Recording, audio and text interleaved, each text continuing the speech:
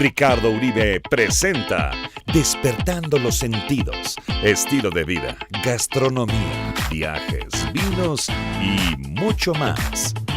Un programa que nos muestra el arte del buen vivir de una manera práctica y sencilla. Esto es Despertando los Sentidos. ¿Qué tal, amigos de Despertando los Sentidos? Mi nombre es Ricardo Uribe y los saludo con muchísimo gusto. Hoy seguramente voy a ser una de las personas más envidiadas de las redes sociales, ya que, bueno, pues en el marco del Día Internacional de la Mujer, era muy importante para mí que me acompañaran. Hoy tengo con nosotros a dos extraordinarias mujeres exitosas, cada una en su ambiente, en su trabajo. Seguramente estas historias que vamos a escuchar hoy pues le van a servir a mucha gente como inspiración, ¿no? Ojalá. Y para pues ese famoso empoderamiento del que está buscando mucha gente, ¿no? Bueno, les quiero presentar primero a mi gran amiga y colaboradora Marijose Castañeda, que además de ayudarnos con este podcast en algunos detalles, bueno, pues ella es editora en jefa de Deo Urbano, que es una revista de gastronomía, de diferentes cosas enfocadas a todo lo que es vino, en fin, todo lo que tiene que ver con gastronomía, y creadora de un concepto que se llama El Patio de Atrás, en donde realiza experiencias gastronómicas, además de catas de té, de café, mezcal, de muchísimas cosas, ¿no? Todo lo que se nos ocurre.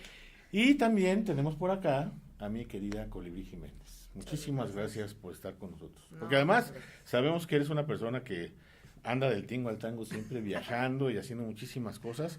Pero bueno, aprovechando que estás en la Ciudad de México ahorita, quisimos ahora sí que aprovechar el viaje. Sí, pues porque si no iba a estar medio difícil, ¿no? Sí, no, al contrario, muchas gracias, es un gusto estar aquí con ustedes.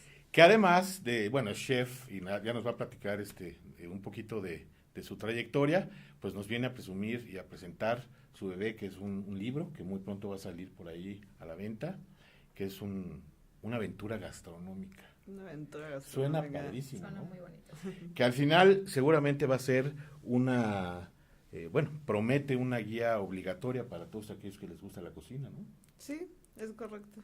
¿No? Es un recorrido por nuestro país. Cuéntanos, Colibrí, ¿en qué momento decides dedicarte a todo esto? O sea, desde voy a estudiar para chef y todo esto, ¿no? Bueno, en primera, muchas gracias a los dos. Es un gusto compartir con ustedes y también con todos los espectadores.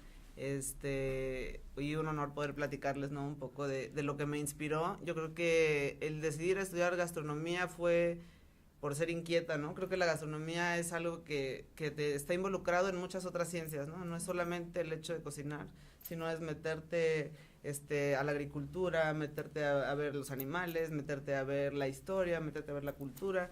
Entonces, ese fue como mi motivo. Estudié aquí en la Ciudad de México, en el Instituto de Gastronomía y Repostería Franco-Mexicano, pero yo creo que donde realmente aprendí fue visitando los lugares en México donde nace la cocina, que son los campos, los sembradíos, las cocineras tradicionales, los productores.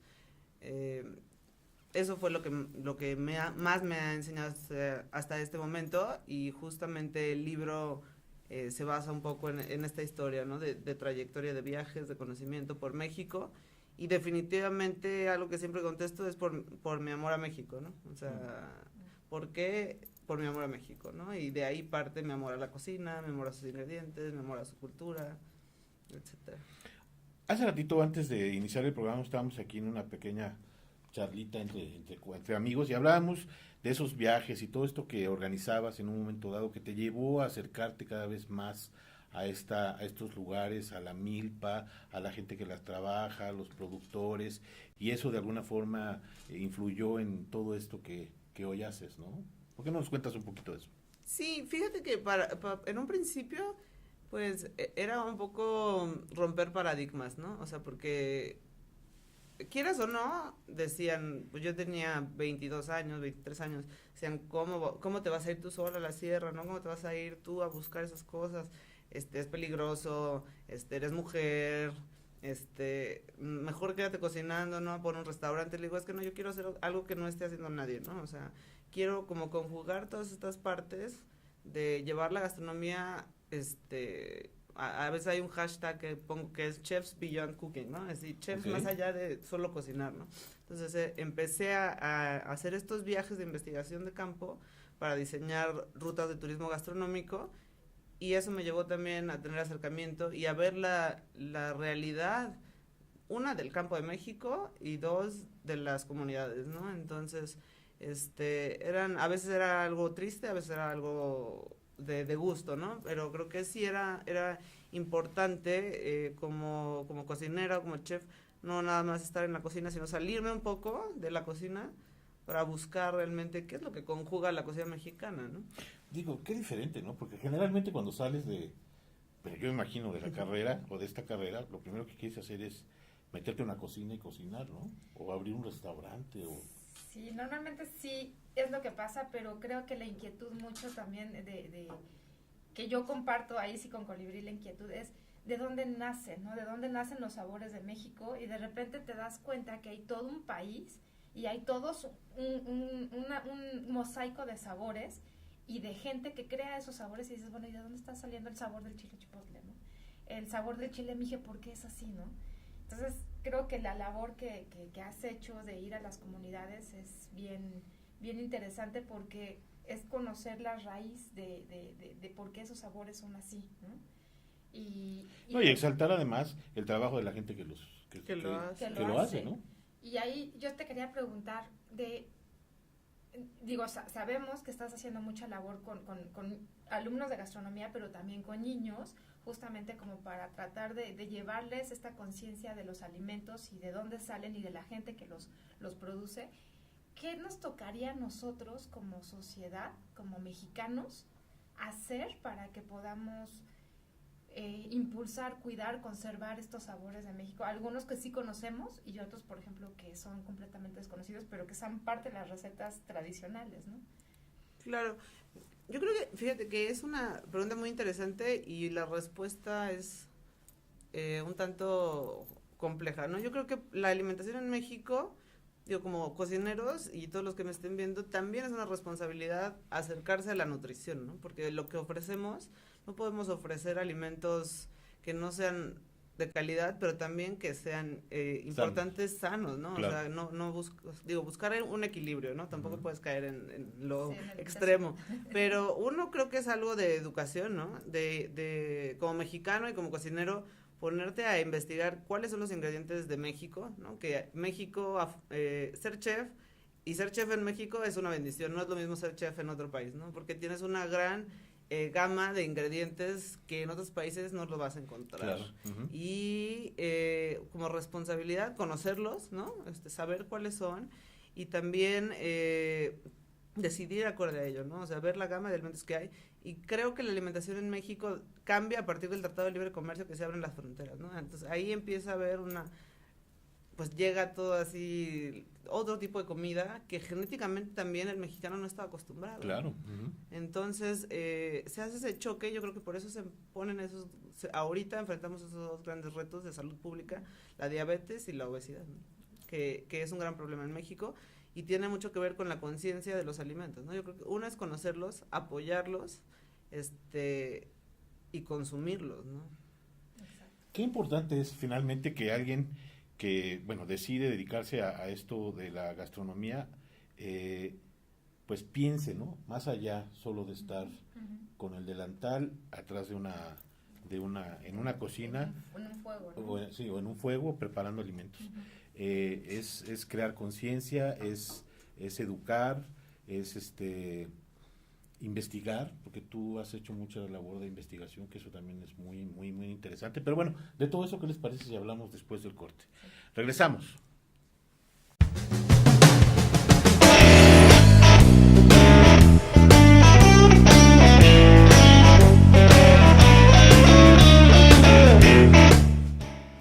Bueno, amigos, estamos de regreso. Les recuerdo que este programa se realiza en las instalaciones de Reprogramando TV, que están aquí en Mariano Escobedo 396, y que están disponibles por si alguno de ustedes necesita hacer alguna producción, un podcast, un noticiero, algún trabajo especial para, para alguna empresa. Aquí abajo les vamos a dejar los links, ¿no? Con toda la información para que nos contacten y pues puedan realizar sus cosas con nosotros. También otra cosa importante que quiero recordarles es que parte de lo que nosotros generamos a través de, pues ya sea publicidad, patrocinios y la renta o el derecho de uso de estas instalaciones, se destinan a diferentes causas. Entonces, no solo estamos tratando de promover la gastronomía, el vino y todas estas cosas padres, sino que también estamos ayudando. Y bueno, pues lo que pasa es que ojalá tuviéramos más tiempo de programa, pero mientras nos fuimos al corte, estas dos chicas se pusieron a platicar y la verdad es que me tenían embobado son temas interesantísimos. Sí. Por ejemplo, tú hablabas hace rato de esto, de la... ¿Por qué no nos platicas? Le comentaba a Colibrí, le preguntaba a Colibrí, esta parte en donde... bueno, ella primero comentaba que en la ciudad lo que sucede es que de alguna manera hay un boom por lo orgánico y los productos no OMG, que son estos transgénicos, y que realmente no debería ser una moda, sino debería ser un hábito comer orgánico, comer sano, exigir comer alimentos que no tengan en demasía químicos u otros tipos de cosas, y que no tendría que ser una moda, tendría que ser algo habitual. Y justamente comentábamos esta parte donde justamente hablábamos de los comedores de las escuelas, que tú tuviste pláticanos ahí tú, porque ya me estoy adelantando. Bueno, anteriormente tenía una sociedad en donde servíamos alimentos en escuelas públicas de tiempo completo, y pues nos dimos cuenta de la gran carencia que existe en los servicios de alimentación para los niños, ¿no? En el momento que la Secretaría de Educación Pública extiende los horarios a escuelas que se van hasta 4 o 5 de la tarde, okay, pues mete servicios informales de comida para satisfacer las necesidades de los niños, ¿no? Entonces fuimos el primer comedor en obtener distintivo H en la Ciudad de México, uh-huh, para los servicios de alimentación masiva de los niños, ¿no? Porque son escuelas de 200, 400 niños.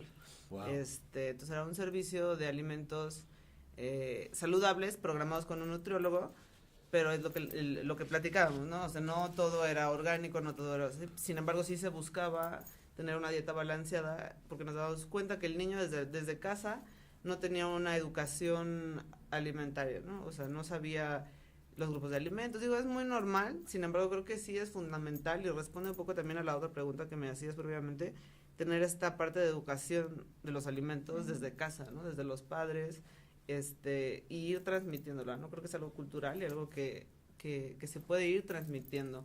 O sea, antes, en el México prehispánico, pues no teníamos ese tipo de problemas, ¿no? O sea, y en la colonia tampoco, ¿no? De alguna manera. Y lo que justamente derivó de esta plática, que yo creo que son los 3 problemas fundamentales, y no sé si Colibrí ahí me va a apoyar, y también tú, Ricardo, pero creo que tenemos un problema en el campo muy fuerte, justamente porque tenemos estos campos muy industrializados, en donde se necesita este empuje, claro, masivo de agricultura para satisfacer las necesidades alimentarias, uh-huh, de toda la población mexicana. Sí, automatización, abonos, fertilizantes, claro, todo muy químico también, de derivados químicos. Y por otro lado, un campo mexicano que está, justamente Colibrí nos va a apoyar ahí, nos va a decir qué está pasando en la realidad del campo mexicano, pero un campo olvidado por las nuevas generaciones, porque estas generaciones quisieron emprender en otros lados. Sí, están de dreamers en Estados Unidos, o están en otros puntos, o están todos en la Ciudad de México. Y yo decía un término que a Ricardo le pareció muy fuerte, que era esta parte de que no sentimos dignidad por trabajar nuestro campo mexicano.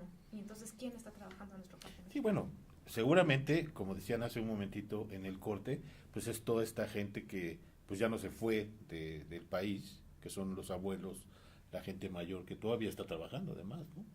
Sí, pues mira, a mí lo que me ha tocado mucho ver, y creo que sí en esas palabras coincido, ¿no? La triste realidad del campo de México, y no solo de México, porque es una cosa y un fenómeno que está pasando a nivel mundial, ¿no? En China, por ejemplo, toda la gente que se va a las grandes urbes, ¿no? A buscar trabajo. Entonces, la mayoría de los productores, en la investigación y con los que me encuentro, son gente de arriba de 60 años, ¿no? 60, 70, que apenas se pueden y siguen trabajando su tierra, sus cultivos como el maíz, como el cacao, entre otros, ¿no? Y le pregunto, oiga, señor, ¿y su hijo?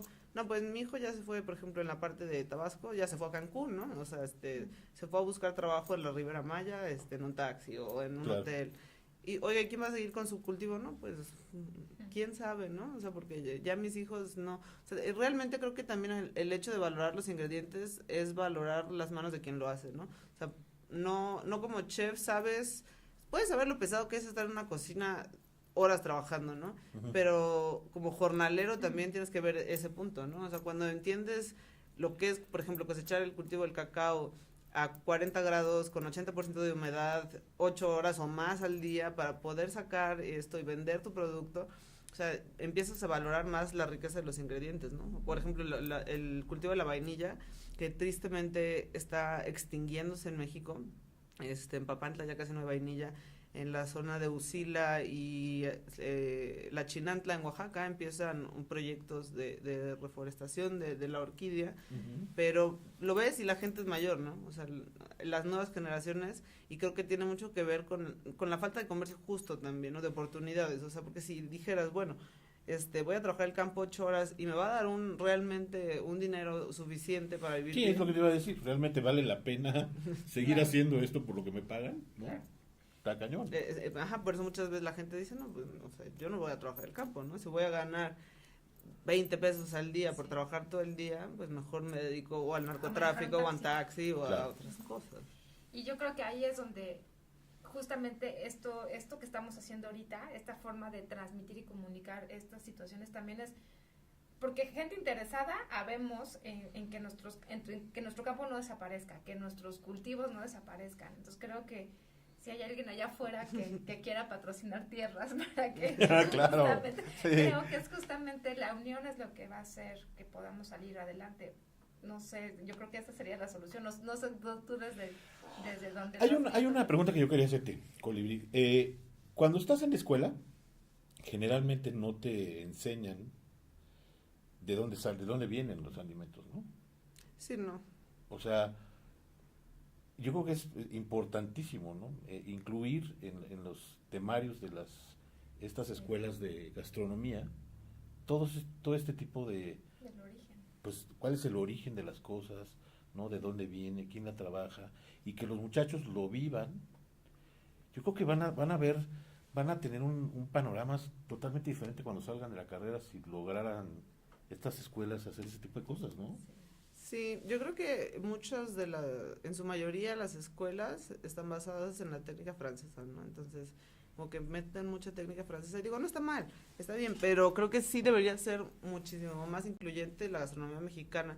Y hay maestros, amigos, conocidos, docentes, que ellos se esfuerzan, ¿no? Pero en el sistema no está como tan metido este tema de México, de sus ingredientes. No, creo que todavía hay un poco de ser malinchistas, ¿no? De estar buscando, bueno, vamos a buscarnos ir a Europa, ¿no? O ir a las técnicas europeas, porque la cocina francesa, que no sé qué.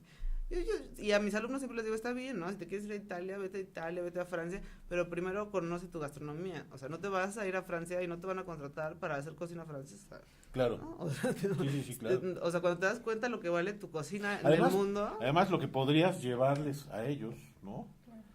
De conocimiento, ¿no? De tu país, sí, antes. Es súper rico. Claro, ¿no? Sí, porque sí la tiene más fácil un chef mexicano que un chef inglés, por ejemplo, ¿no? Ay, no sé. Sí, es lo que te decía, como ser chef en México ya es un privilegio, ¿no? Claro, O sea, claro. porque tienes muchísimos más ingredientes, por el clima, por la biodiversidad, ¿no? Etcétera, por muchos factores, que en otros países que simplemente con el hecho del clima ya les desfavoreció muchísimos ingredientes, ¿no? Claro. Entonces, Oye, Colibrí, tú has estado como embajadora de México en varios países representando la gastronomía mexicana. ¿Cómo nos perciben allá afuera? ¿Cómo reciben a la gastronomía mexicana? Esa pregunta está padrísima, pero ¿qué les parece si la contestamos después del corte, Ya ¿verdad? estás. Regresamos.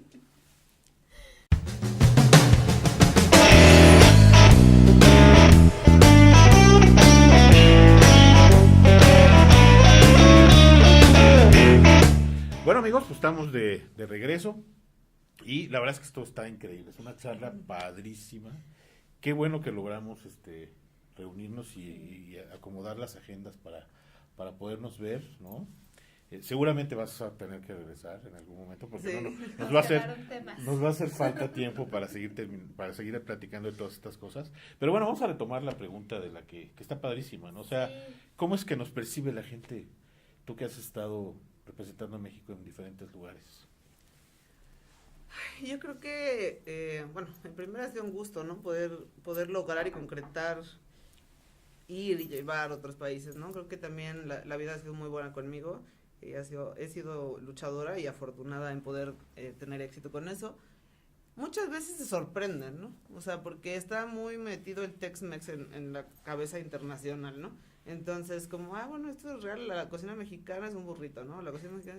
Sí, por claro. ejemplo, en Turquía, ¿no? En Turquía no hay un restaurante de cocina mexicana y hay uno que es como Tex-Mex. Dicen como, piensan que es más la comida tejana, ¿no? Claro. Entonces yo creo que también es parte de educar y llevar lo original, ¿no? O sea, por ejemplo, hemos hecho viajes a Madrid, con 300 kilos de ingredientes auténticos de cocina mexicana para llevar, los sabores auténticos de México, ¿no? Wow. Y la gente lo recibe, yo creo que sorprendidos, ¿no? O sea, por ejemplo, en Madrid el año pasado que fui en mayo con el equipo de la cocinera tradicional Juana Maya, nuestro primer comensal fue el director de la guía Michelin de España y Portugal, ¿no? Entonces fue así como probar realmente los sabores, ¿no? Se les está sirviendo al director, ¿no? Entonces, qué nervios, ¿no? Pero, Sí, claro. Pero fue así, prueba realmente lo que es una tlayuda con una masa hecha con un nixtamal, con maíz, no con maseca, y bueno, entonces creo que lo reciben con gusto, ¿no? Aparte de los insectos también, por ejemplo, ¿no? Ha sido sorprendente, los he compartido, ahora se los llevé a un amigo, que es chef en Islandia, y empezó a preparar como mezclar los platillos con insectos, ¿no? Entonces dice que en Islandia estaban probando como los insectos de México y como toda esta parte Sí. sí, entonces fue muy interesante, ¿no? Porque dice que la mayoría de los comensales lo comían, ¿no? O sea, no se rehusaban, ¿no? Querían probarlo, querían saber más. Entonces yo creo que hay un gran interés y una gran área de oportunidad de poner establecimientos de comida mexicana en el extranjero para realmente transmitir lo que es la cocina mexicana, ¿no? No llevar un Tex-Mex o lo que mucha gente ha hecho, ¿no? Convertir Claro. la cocina mexicana en comida tejana, ¿no? Y a lo mejor ahí estaría la solución de un comercio más justo, de una compra más justa a los agricultores. Sí, por supuesto. Ser, Sí. ser más embajadores de nuestra cocina, como Eso. lo tú has hecho, es lo que creo que podría ser una solución. No sé. Colibrí, hay algo que se cocinó y se ha cocinado por mucho tiempo seguramente y que debe haber sido horas y horas de mucho trabajo, pero además primero un sueño, que seguramente ya es un sueño cumplido, que es tu libro, ¿no? Una aventura gastronómica, que además así se llama tu empresa, ¿no? Aventura Sí. Gastronómica. Cuéntanos del libro. ¿De qué va? ¿Qué es lo que vamos a encontrarnos con ese? Que incluso es tu embajador también. También mi embajador, sí, mi presentación. Claro. Bueno, fíjate que mi mamá es escritora, mi papá también ha escrito mucho, estudió filosofía y letras, entonces en mi caso siempre de niña me gustaba mucho a mí escribir, me gustaba escribir poemas, más hacia narraciones, novela, y bueno, al final decidí dedicarme a la gastronomía y dije, bueno, creo que es buen momento de sacar esto que he investigado, ¿no? Creo que es el primero de una serie de libros, porque falta mucho por transmitir, mucho por investigar, muchos temas. Es un libro que, como bien dices, es una aventura gastronómica, y más que ser un libro de un recetario de cocina, que es lo que no busco, es un libro que habla de los rincones de México, de sus ingredientes, de lo que pasa en el campo, de la importancia que tiene cada región de nuestro país, ¿no? De los años que llevo viajando, buscando lo mejor de México. Fotográficamente creo que es un libro que vale la pena tenerlo, ¿no? Porque es un archivo fotográfico. ¿Quién hace de la México. fotografía? ¿Tú o alguien más? Son 3 fotógrafos. Ok. Son 3 fotógrafos, Virro Borja, Román Hattori y Manuel Jiménez, Sí. que son los encargados de la fotografía. Muchos han ido conmigo a trabajo de campo, ¿no? Entonces han tomado fotos Sí, no. en todos lados, ¿no? Y son 120 páginas que hablan también, pues, de la mujer atrás de la filipina, ¿no? No solamente de la cocina, sino de un poco de qué me llevó a aventurarme a hacer, a crear, a crear estos vínculos, ¿no? También que a veces es difícil de aterrizarlos, ¿no? Un proyecto, a emprender en México, ¿no? Muchas veces me preguntan, ¿emprender en México? Yo creo que no es imposible, ¿no? O sea, es mientras tengas la voluntad de hacerlo, creo que puedes cristalizarlo, siempre seas constante, ¿no? Con tu idea, con tu sueño. Y bueno, esto es, se cristalizó el sueño y está el libro en estas 120 páginas donde comparto con todos pues esta aventura gastronómica que llevo viviendo en México y en el mundo. ¿Cuánto sale? ¿Dónde lo van a vender? ¿Dónde lo podemos encontrar? todo. El libro yo creo que va a salir a la venta el próximo mes en Grupo Sanborns, va a estar en todo Grupo Sanborns. Estoy viendo todavía con el proveedor también en qué otras librerías voy a colocarlo. Okay. Probablemente en todos los aeropuertos va a estar. Y voy a hacer una presentación formal en el Museo Sumaya más adelante, ¿no? Donde ya podrán ojalá con mucho gusto podrán acompañarme. Sí, será un placer, sí, claro. Y yo creo que, pero para conseguirlo, porque me han preguntado mucho y ustedes que nos están viendo, si va a ser en Grupo Sanborns, yo creo que a partir de dentro de un mes. O alguna plataforma ya ves que ahora está, bueno, es que digital, sí. Finalmente podría ser, ¿no? Lo que estaba pensando también que tengo que hacer es traducir el libro a inglés, porque tengo muchos amigos, colegas, todo el mundo, que me dicen, oye, pues manda el libro, pero está en español, ¿no? Claro. Entonces hacer un formato donde lo puedas descargar, quizás en ambas versiones, ¿no?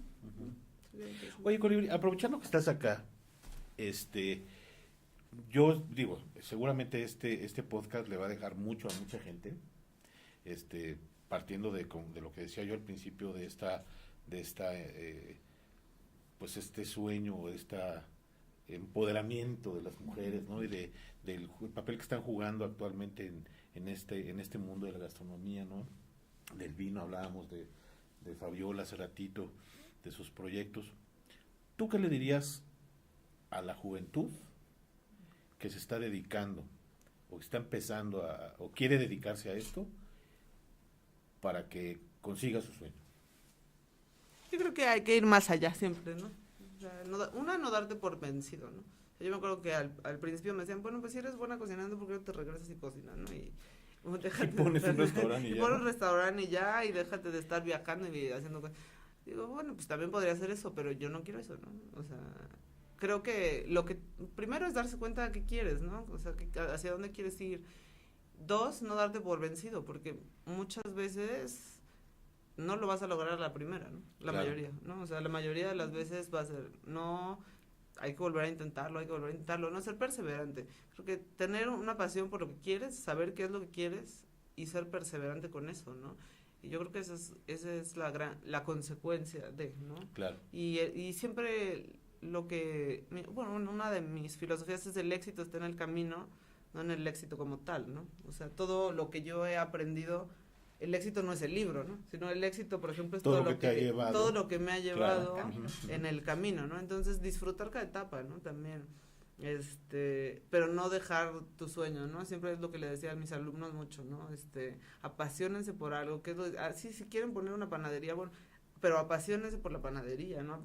Busquen cómo hacerlo lo mejor, que lo que hagan sea que realmente transmita lo que quieren hacer, ¿no? O sea, si quieren poner una especialidad de mezcales, ¿no? Una tienda de mezcales. Y me dio mucho gusto, por ejemplo, el otro día me encontré en la Roma a un alumno, salió y chef, ya puse mi tienda de mezcales, ¿no? Ah, qué buena onda, qué padre.